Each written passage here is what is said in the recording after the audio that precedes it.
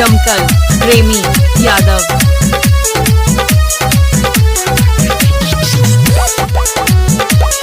ले ले आई ह राजा सोनामा के मोन टीका,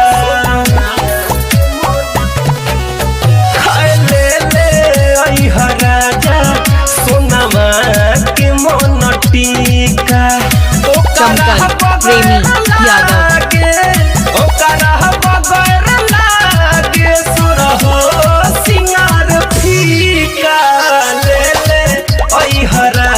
चमकल प्रेमी यादव।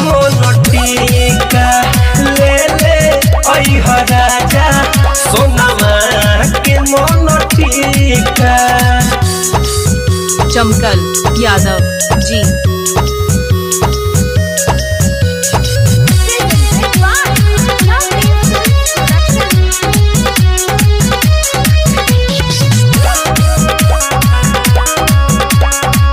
चमकल प्रेमी यादव।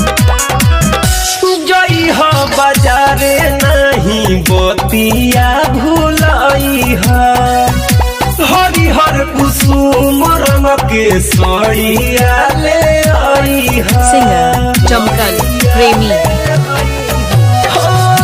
जई हो बाजारे नहीं बोतिया भूलाई है, हरिहर कुसुम रंग के सड़िया ले आई। चमकल यादव। हमके पोल्हावे वाला, हमके पोल्हावे वाला छोड़ी नहीं तरीका।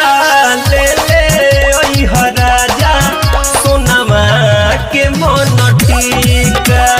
ले ले आई ह राजा सोनामा के मोन टीका। सिंगर चमकल प्रेमी।